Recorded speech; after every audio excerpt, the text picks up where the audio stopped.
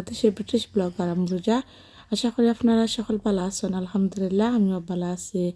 আর আজকে আমি আপনার লগে শেয়ার করবো আপনারা পটল দি আর কিং ফোড়ন দি কিলা ভাজি বানাইবা। আশা করি আপনারা অনেক ভালো লাগবো।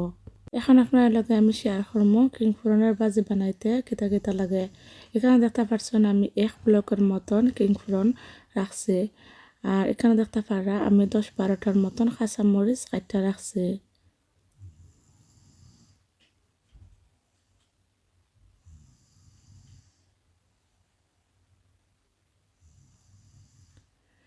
এখানের মাঝে আমি ধনিয়া কাইটা রাখছি।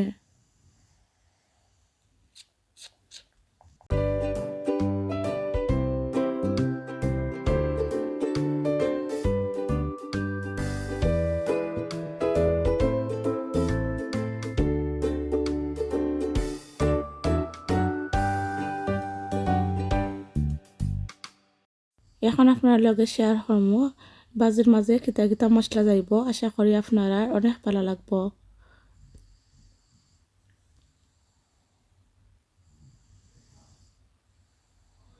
আর এখানে দেখতে পারা আমি আধা চামচের মতন মরিচ দিছি, 1 চামচের মতন বাখরের গুঁড়া,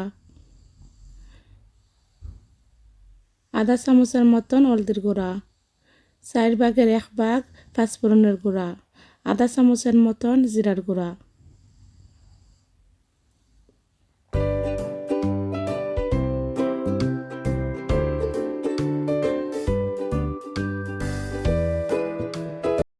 আর এখানেও আমি পটলটা দইয়া খাইটা রাখছি বাজির লাগে। আর এখানেও আমি আধা কাপের মতন তেল রাখছি।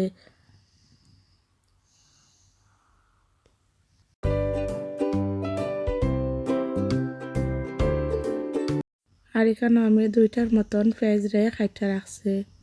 এখন আমি আপনার লগে শেয়ার করবো আমি কেতা কেতা দিলাম। এখানে দেখতে পাচ্ছেন আমি যে তেল রাখছিলাম ও তেলটা ডালছি একটা ফানের মাঝে। তেলটা গরম হওয়া বাদে আমি আমার পেঁয়াজটা ডাইলা দিছি। আর এখানে দেখতে পারা ডালা দেওয়া বাদে আমি একটা চিপ দিয়া আমি আমার পেঁয়াজটারে লাইরা দিলাম। স্টারে আমি 2-3 মিনিট বাদে আমি যে মশলা রাখছিলাম বাজির মাঝে দেওয়ার লাগে আমি সকল মশলা ডালছি। মশলাটা ডালা বাদে আপনারা আরও 5 মিনিটের মতন লাইরা দিবা।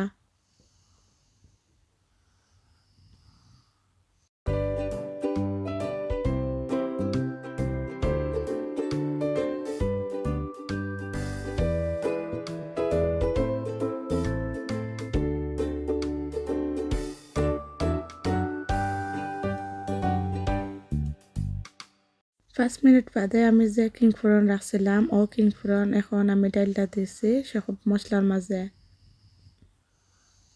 কিং ফোড়ন দেওয়া বাদে আমি যে কাঁচামরিচটা কাটটা রাখছিলাম ও কাঁচামরিচটাও দিছে।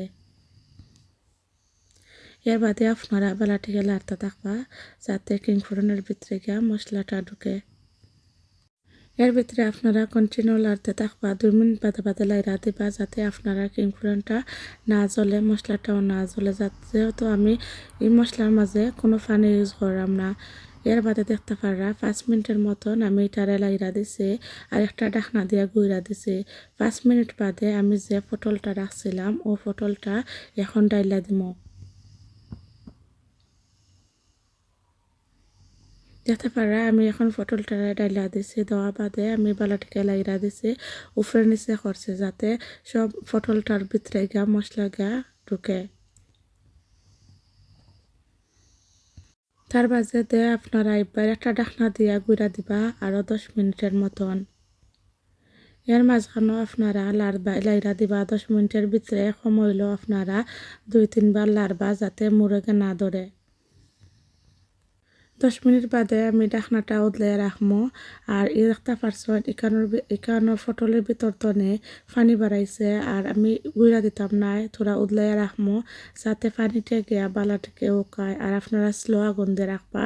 আর স্লো আগুন দিয়ে যখন আপনারা এই পানিটারে উকায় তো আপনারা বাজিটা খাইতে মজা লাগবো, আপনারা মশলাটা খাঁচা খাঁচা থাকতো না।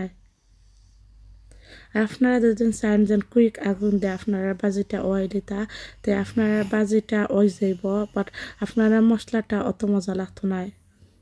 আর আপনারা যত উদলাইয়া আপনারা বাজিটারে করবা আপনারা আর পটলটা ভাঙতো না।